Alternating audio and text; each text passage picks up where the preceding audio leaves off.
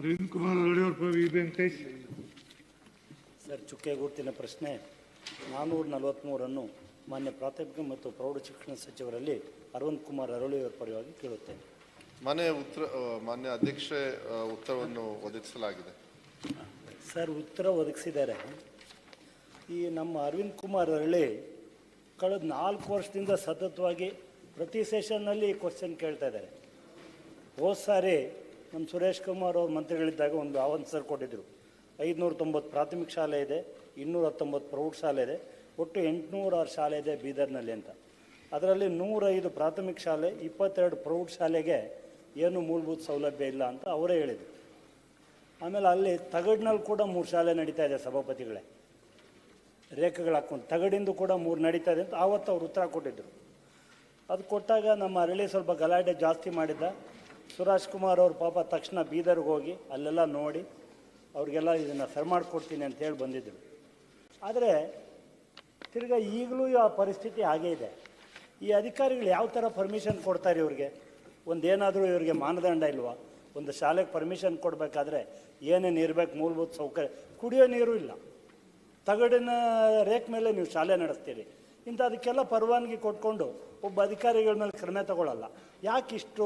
ಆಮೇಲೆ ಮೊದಲೇ ಉತ್ತರ ಕರ್ನಾಟಕದಲ್ಲಿ ಸಭಾಪತಿಗಳೇ, ಹೈದರಾಬಾದ್ ಕರ್ನಾಟಕದಲ್ಲಿ ಬೀದರು, ಗುಲ್ಬರ್ಗ, ಯಾದಗಿರಿ ಎಲ್ಲ ಶೈಕ್ಷಣಿಕವಾಗಿ, ಔದ್ಯಮಿಕವಾಗಿ ಪ್ರತಿಯೊಂದರಲ್ಲಿನೂ ಅವ್ರಿಗೆ ತೊಂದರೆನೇ. ಆ ಬೀದರ್ನಲ್ಲಿರೋ ಶಾಲೆಗೆ ಅವ್ರು 4 ವರ್ಷದಿಂದ ಕೇಳ್ಕೊಳ್ತಾ ಇದ್ದಾನೆ. ಆ ಶಾಲೆಗಳ ಮಾನ್ಯತೆನ ರದ್ದು ಮಾಡಿ ತಿರ್ಗಾ ಪರವಾನಗಿ ಕೊಟ್ಟಿದ್ದೀರಿ. ಯಾಕೆ ಇಷ್ಟು ಅಸಡ್ಡೆ ನಿಮಗೆ?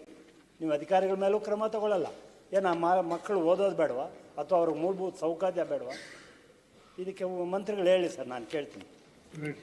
ಮಾನ್ಯ ಅಧ್ಯಕ್ಷರೇ, ಇದು ಸಾಕಷ್ಟು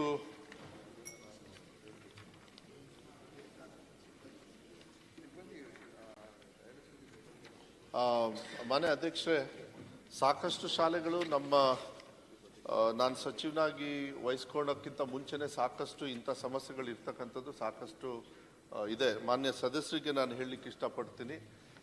ಈಗ ನಾವು ಅಧಿಕಾರಕ್ಕೆ ತಗೊಂಡ್ಮೇಲೂ ಕೂಡ ಎಲ್ಲರಿಗೂ ಕೂಡ ನೋಟಿಸ್ ಕೊಟ್ಟರೂ ಕೂಡ 1 ವರ್ಷ, ನಾನು ಹೇಳೋದು 1 ವರ್ಷ ನಿಮಗೆ ಮಾನ್ಯತೆ ಕ್ಯಾನ್ಸಲ್ ಮಾಡ್ತೀವಿ ಅಂದ್ರೂ ಕೂಡ ಒಂದು ಉದಾಹರಣೆಯನ್ನು ತೋರಿಸಿ ನಾವು ಟೈಮ್ ಕೊಟ್ವಿ ಅವರಿಗೆ. ಟೈಮ್ ಬಾಂಡ್ ಕೊಟ್ಟು ಇದನ್ನೆಲ್ಲ ಸರಿ ಮಾಡ್ಕೊಳ್ಳಿ, ಇಲ್ಲ ಅಂದರೆ ಅದನ್ನು ಮಿಸ್ಯೂಸ್ ಮಾಡ್ಕೋತಾರೆ.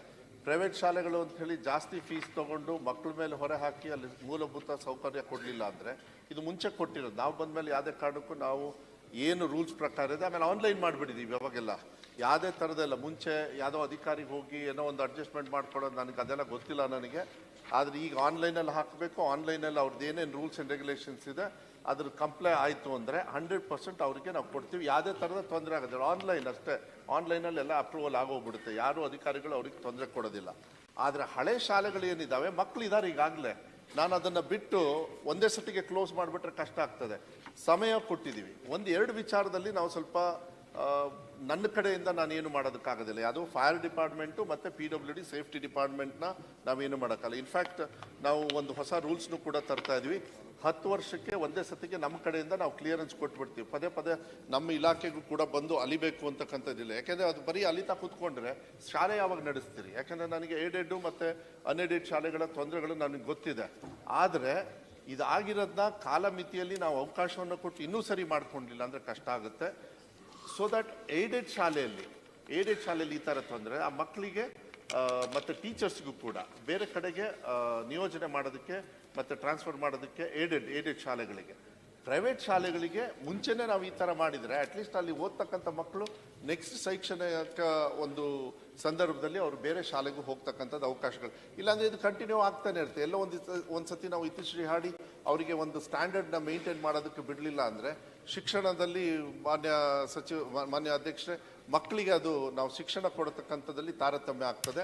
ಸ್ವಲ್ಪ ಸ್ಟ್ರಿಕ್ಟಾಗಿ ಮಾಡಬೇಕಾಗುತ್ತೆ ಅನಿವಾರ್ಯವಾಗಿ. ನೀವೇ ಹೇಳ್ತಾ ಇದ್ದೀರಿ ತಗಡು ಶೀಟಲ್ಲಿ ನಾವು ಮಕ್ಕಳನ್ನಲ್ಲಿ ಓದಿಸ್ತಕ್ಕಂಥದ್ದು ಪರ್ಮಿಷನ್ ಮುಂಚೆ ಕೊಟ್ಟಿದ್ದಾರೆ ಅಂತ ಹೇಳಿದರೆ ಅದನ್ನು ಅವರಿಗೆ ಟೈಮ್ ಬೌಂಡಲ್ಲಿ ಟೈಮ್ ಕೊಟ್ಟಿದ್ದೀವಿ, ವಾರ್ನಿಂಗು ಕೊಟ್ಟಿದ್ದೀವಿ, ಹೋಗೆಲ್ಲ ಮಾತಾಡಿದ್ದಾರೆ. ಆದರೆ ಈಗಿಂದ ಸಿಸ್ಟಮ್ ಏನು ಅಂತ ಹೇಳಿದರೆ ಆನ್ಲೈನಲ್ಲೇ ಅವರು ಪರ್ಮಿಷನ್ ತಗೊಳ್ತಕ್ಕಂಥ ವ್ಯವಸ್ಥೆಯನ್ನು ನಾವು ಮಾಡಿದ್ದೀವಿ. ಸುಸರ್ಜಿತವಾಗಿ ಭಾಳ ಈಸಿಯಾಗೂ ಕೂಡ ಮಾಡಿದ್ದೀವಿ. ಆದರೆ ಅವರು ಮೇನ್ ಸ್ಟ್ರೀಮಿಗೆ ಬರ್ತಕ್ಕಂಥದ್ದು ವ್ಯವಸ್ಥೆಯನ್ನು ಕೊಡಲಿಲ್ಲ ಅಂದರೆ ಸ್ವಲ್ಪ ಕಷ್ಟ ಆಗ್ತದೆ, ಅದೇನು ಮಾಡೋದಕ್ಕಾಗೋದಿಲ್ಲ.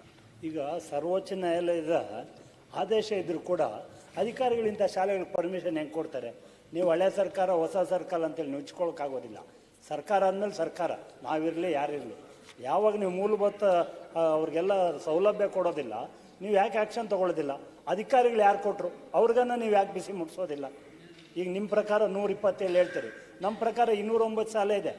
ತಾವು ದಯವಿಟ್ಟು ಯಾವಾಗಾದರೂ ಒಂದು ಸಾರಿ ಬೀದರ್ಗೆ ಬಂದು ಅಲ್ಲಿರೋ ಶಾಲೆಗಳನ್ನ ಒಂದೆರಡನ್ನ ಇನ್ಸ್ಪೆಕ್ಷನ್ ಮಾಡಿ ಒಂದು ನಿಜಾಂಶ ತಿಳ್ಕೊಂಡು ಇದಕ್ಕೊಂದು ಕಡಿವಾಣ ಆಗಬೇಕು ಅಂತ ನಾನು ಸರ್ಕಾರ. ಮಾನ್ಯ ಅಧ್ಯಕ್ಷ, ಸದಸ್ಯರು ಹೇಳಿದಂಗೆ ಕೆಲವು ಕಡೆಗೆ ಭೇಟಿ ಮಾಡಿ ಇನ್ಸ್ಟ್ರಕ್ಷನ್ಸ್ ಕೂಡ ಕೊಡ್ತೀವಿ.